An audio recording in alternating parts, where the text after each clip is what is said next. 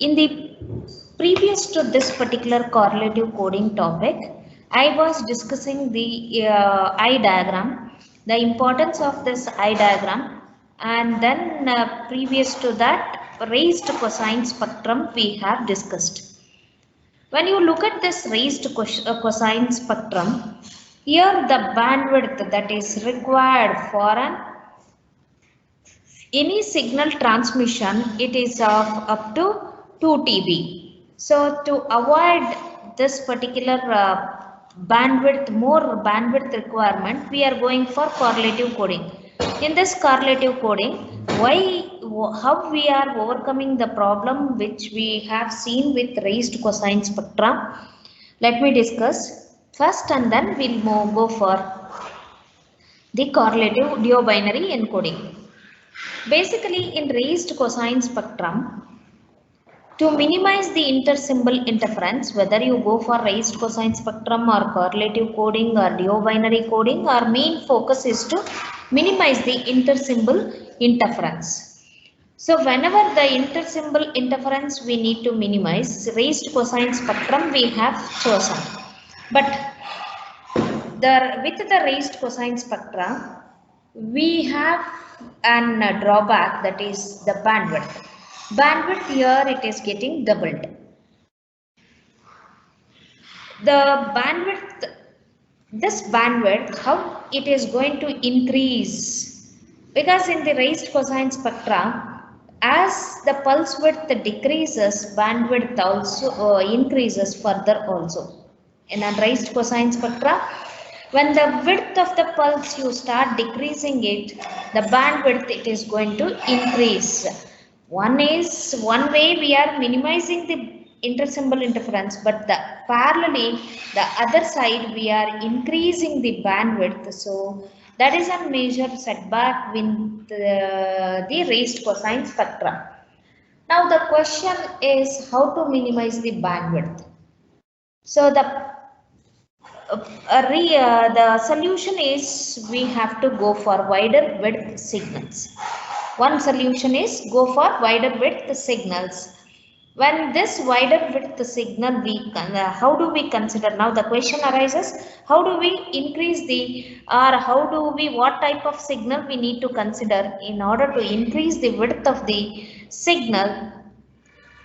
So that is what, but when the width of the signal you increase, again we are going to increase the ISI. So moderate ISI with lesser bandwidth compensation is our focus now. In this desire, whatever the bandwidth minimization technique we are going to adopt, this is desire, but parallelly which is going to increase the intersymbol interference. So now moving towards the further discussions. In baseband transmission, minimum ISI may be permitted since only symbols 1 and 0 we are going to transmit. See, when you go for baseband transmission, basically the baseband transmission is direct transmission after converting each binary data into the various line codes. So how many symbols we are going to transmit in baseband? Maximum of 2 symbols. One it may be symbol 0 or the other may be symbol 1. And these symbols, when we are transmitting, we are defining a pulse shape for this particular symbol 1 or symbol 0 as P of NTB, which is having a pulse amplitude of 1 for 2 intervals. What are the 2 intervals? N is equal to 0 and 1. And rest of the intervals, what is the pulse amplitude? It will be treated as 0. So for all other n, then how do we represent this particular pulse? So let us see that pulse here. You can see, look at here this diagram. In this diagram, we can see a pulse width. It is spreading between minus TB2 plus 2 TB. But at 2 intervals 0 and TB, that is n is equal to 0 and 1. What is the amplitude that we can observe here? It is 1. So therefore, this is the type of pulse shape we are going to consider in order to minimize the bandwidth as well as to give the controlled amount of ISI to the signal.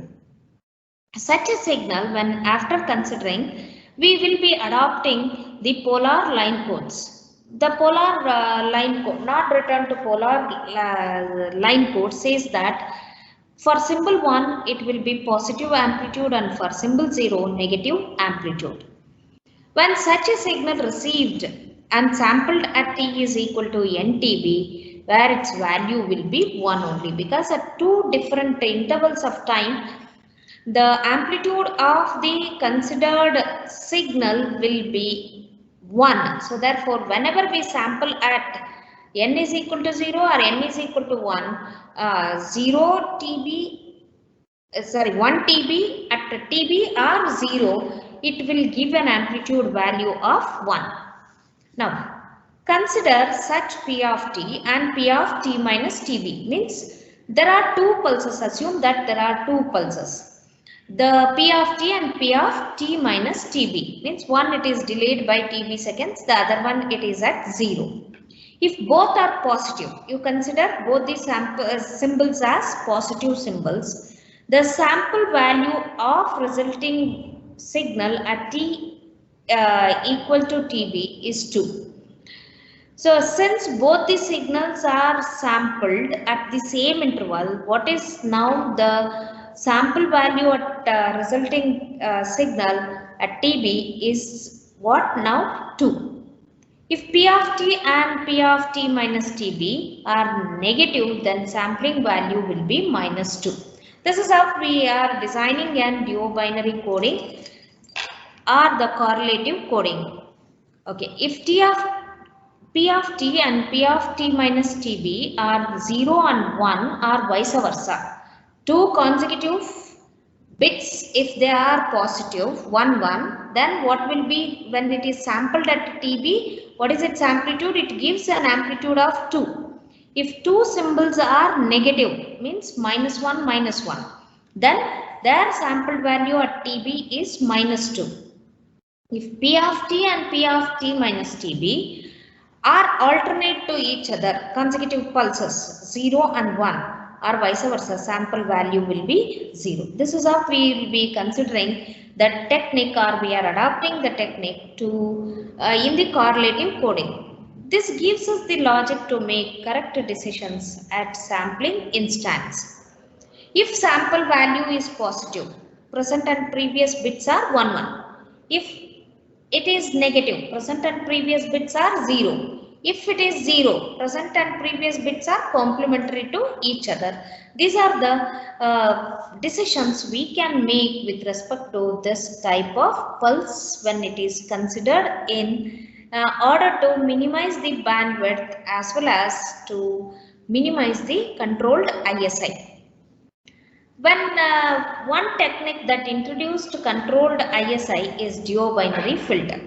See, here we are adding some controlled amount of intersymbol interference, but parallelly we are achieving the other, deriving other benefit, that is having a minimal bandwidth.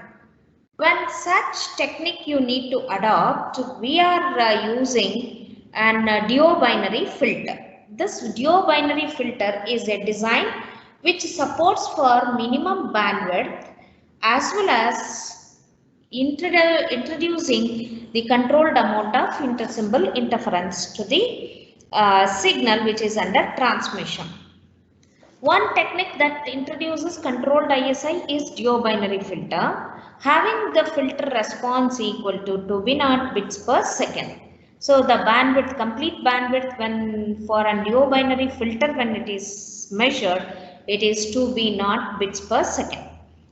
The filter response is as shown in figure below. So how do this particular filter, you can look at here, TB, minus TB, plus TB, minus TB. At minus TB it has a amplitude value of 0, but at 0 it has an amplitude value of 1.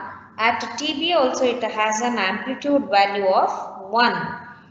And if P of t minus Tb is considered, so you can see, look at here, this zero crossing for this P of t minus Tb, it will start at 0. It will be having an amplitude of 1 at Tb. Again, for the present pulse, again one more amplitude of Tb will be at 2 Tb.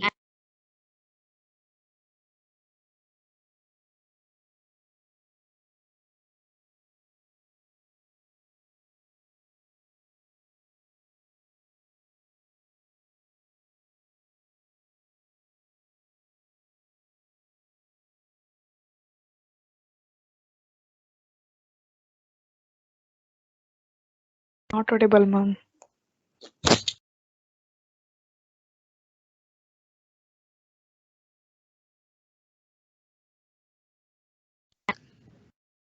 Yes, students. 1 minute. Now, Audible, ma'am. till this point, have I muted?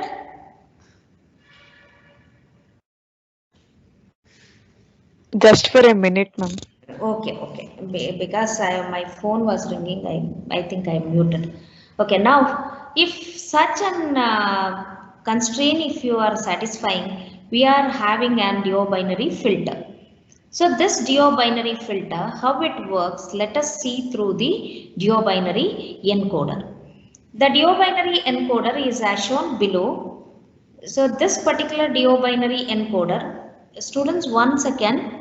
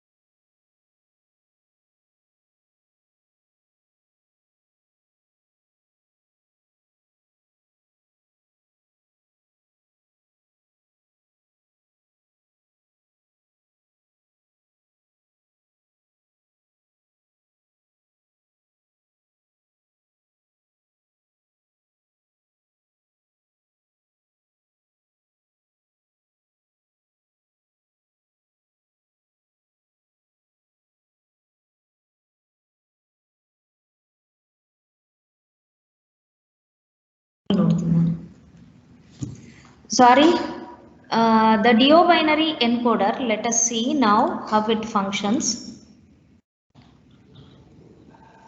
So this duobinary encoder, to which the binary sequence B of k will be given and consists of uncorrelated digits represented in polar form with binary 0 as -1 and 1 as +1. So as we know that we are using polar non-return to 0. So therefore the binary information B of k, when it is given to an, before it is given to an binary encoder, or before we are making it as an correlative encoder, what we are doing, we are taking the binary sequence, we are converting into a polar non-return to 0, in which positive 1 or symbol 1 will be represented with +1 volt, and binary symbol 0 will be represented with -1 volt. Such a signal, when it is given to an duobinary encoder or duobinary, it is also termed as duobinary filter h of f. So let us see how it is going to make this a controlled ISI parallelly with the reduction in bandwidth. So let us analyze through this diagram. Here B of k consists of uncorrelated digits represented in polar form with binary 0 as -1 and binary 1 as +1 volt. When this sequence is applied to a duobinary encoder, the output what we will be getting from this summer, let us see, present bit with a delayed bit. When it is added, what will happen if both the delayed bit as well as the present bit both are positive? What will be the output of an summer? It will be plus. If both are negative, the output of the summer will be negative. If both the bits, present bit and the delayed bit, if they are complementary to each other, the output of the summer will be 0. That is what we have to consider from a duobinary filter. Summer output. When this sequence is applied to a duobinary encoder, output will contain three values. Which are those three values? -2, 0 and +2. So the output, how do you derive this CK? CK is nothing but BK plus BK minus 1. That's all we are doing. If CK, the output sequence you are deriving, instead of your input to this duobinary encoder is +1 or -1. But the output sequence what you will be getting from a duobinary filter, it will be with three values which may be -2 or 0 or +2. So how this duobinary output we are generating, it is represented as CK, which is equal to BK plus BK minus 1. Is it that? Yes. Here we are adding BK and BK minus 1. Hence, we will be, even though two bits we are adding, subsequent bits we are adding, the ISI which is going to add to the present bit will be a small intersymbol interference because of the previous bits which are going to occupy this area or any bit area. So hence we'll say that we are adding BK and BK minus 1. So hence we are introducing a small intersymbol interference. In fact, if you check CK is a correlated sample as shown in table. So here, why this is termed to be a correlative coding? So the reason is very simple. We are correlating between the neighboring two bits and we are generating a new stream. Hence it is termed to be an correlative coder or correlative encoder.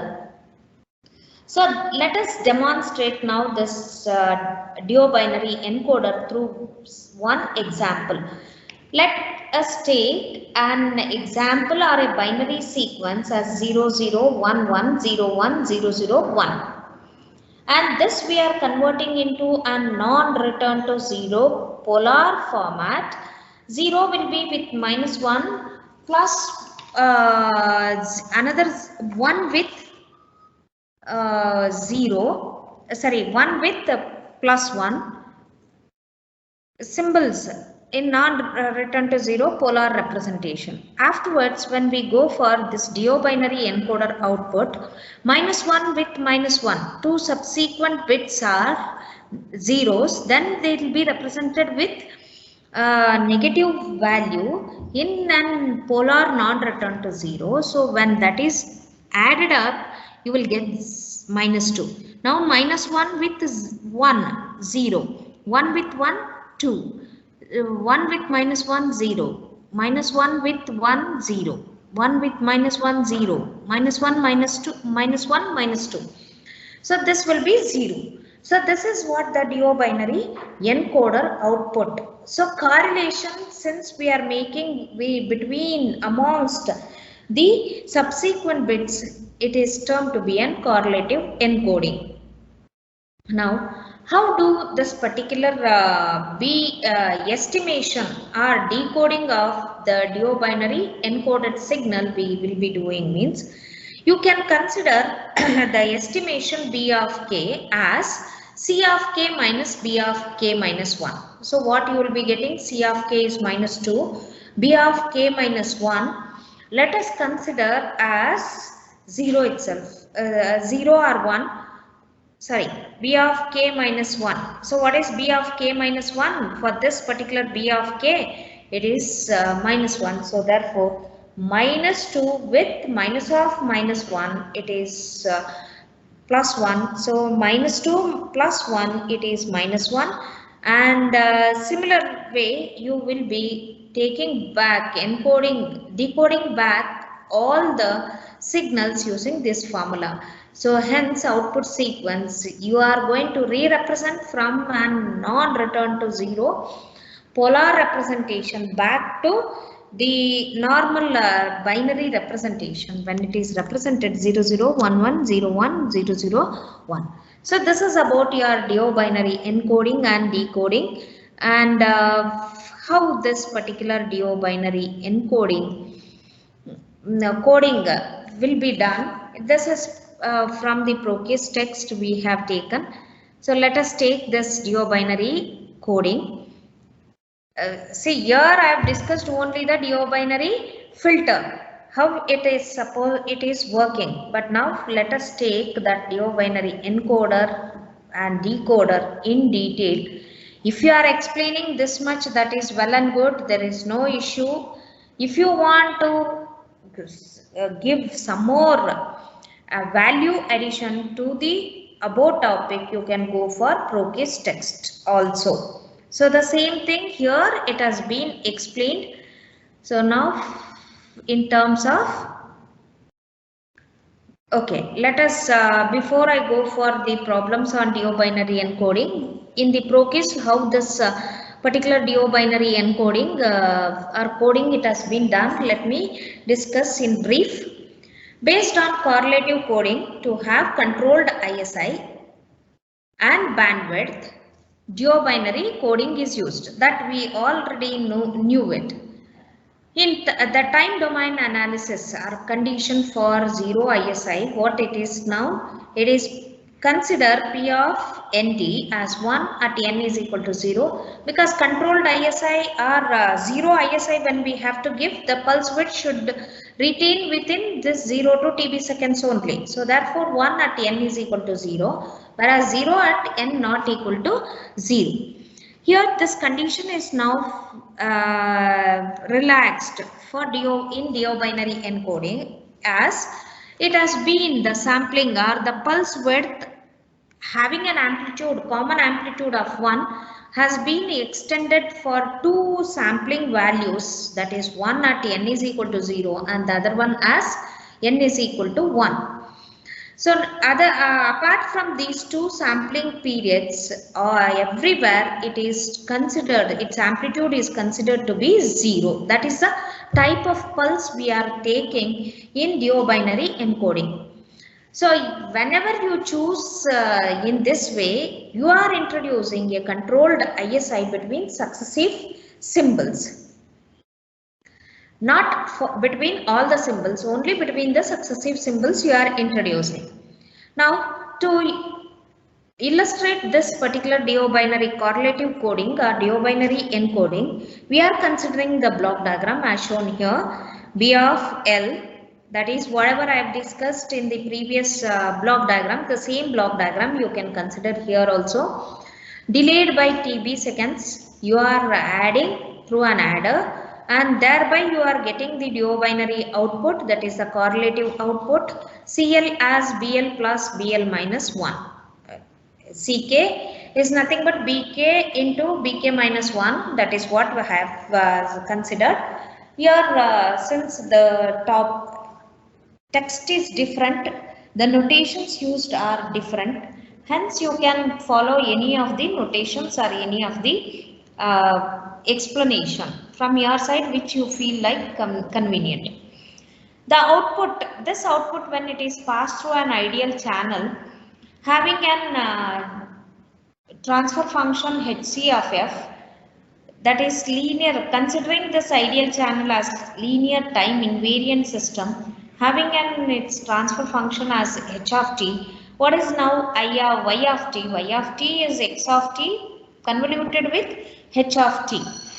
So that is what the here complete when you are considering this y of t, x of t convoluted with h of t, x of t if it is a delta function convoluted with h of t, what will be the output that you will be getting? It is only the impulse function or the filter response only, because filter response when it is multiplied with the delta function, it is filter function only will be received. Here we excite the system by impulse, we will get output as a system response only. That's what I have told. The output of the system now hi of t, it is delta of t plus delta of t minus, because input x of t what we have considered as a delta function, when hi of t is you are considering h of delta of t plus delta of t minus tb. Okay, now the transfer function is hi of t, it is given as delta of t plus delta of t minus tb. The transfer function for this delta function, if it is considered, or for the filter it is considered in frequency domain, h of f is equal to 1 plus e to the power of j 2 pi ftb. If you are further expanding this one, you can rewrite e to the power of minus j2 by ftb. I'll retain as it is, and this I'll be 1. When can you get e to the power of j2 by ftb into e to the power of minus j2 by ftb? What is the resultant value? It will give you only 1 only. So therefore the adjustment or the arrangement, some modification in the equation we are doing it for the purpose is to see what type of function I need to consider to satisfy this duo binary encoding technique. So e to the power of minus j2 pi ftb, you can take it common, e to the power of j2 pi ftb plus e to the power of minus j2 pi pi ftb, multiply and divide by 2, you will be seeing hi of f as 2 into the power of minus j pi ftb into cos pi ftb. So did you understood why the pulse shape I have written in terms of cosine function? This is the reason, because initially when the first method we have considered, there you may get the doubt how this cosine function we have considered. This is how the cosine function we will be using. Here two linear time invariant systems are cascaded. Which are those? H1 of t and H2 of t. So what are those two? Hi of f, Hi of t and Hc of t are used to restrict the other frequencies. When other frequencies are restricted, the overall output in frequency domain is Hc of f, which is having an amplitude of 1 for frequency lesser than or equal to w, official ID. Okay.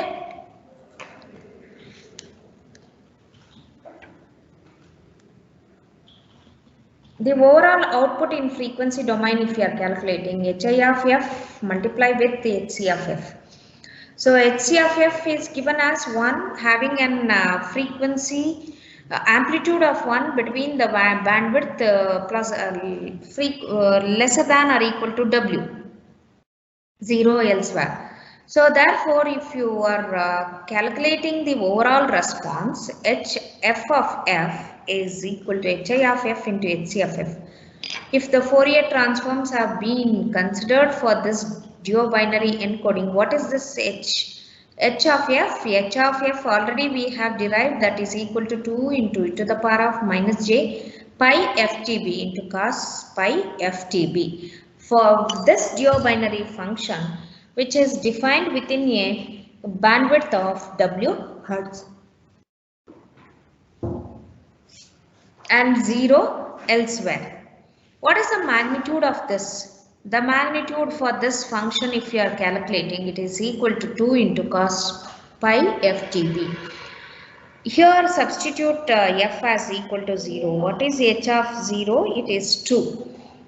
At f is equal to tb by 2, the Nyquist bandwidth, you can see this width of the pulse as 1 by 2 tb, or which is nothing but rb by 2. So if I am writing this h of rb by 2, h of 0 instead of that, h of tb by 2, when we are substituting, what we will be getting? Cos 2 cos pi by 2. At pi by 2, what is its amplitude? Its amplitude will become 0. So hence, when I am writing the duobinary encoded signal at f is equal to minus rb by 2, what is its value? It is equal to 0 from this particular formula. Hence, filter is self-realizable. So you can see the filter is self-realizable, which has got a bandwidth of minus W to plus W and having an amplitude of 2. At the bandwidth is W at the cost of ISI, but ISI is in a controlled manner. So one such filter, what we have designed, is a duobinary filter. What are the advantages of duobinary filter? Controlled ISI. It conserves the minimum bandwidth and realizable spectrum also you can see. What is this drawback? The DC component at f is equal to 0 and h of 0 as equal to 2. This is the DC component at f is equal to 0. We can see with respect to this filter, that is one of the major drawback with respect to the duobinary encoding. How do we make this DC component to 0? We will go for modified duobinary encoder. How this modified duobinary coding is? The impulse response of duobinary code filter is given as h of t sine of pi tb by pi tb plus sine of pi tb minus tb t minus tb is the sync function. Sync tb, sync ftb or sync tb plus sync t minus tb, two functions we are considering.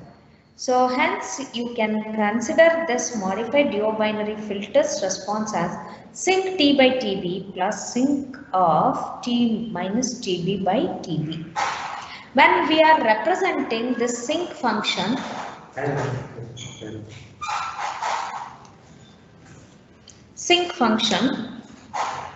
you can see this sync function as h of t, which is equal to p3 of t. So having an amplitude between 0 to tb of 1, remaining places its value, it is at wherever you sample except this 0 or tb, other places its value is 0. So this is what the duobinary modified encoded signal is. Now there is a problem related to this duobinary signaling, and this particular problem I can continue in the next class.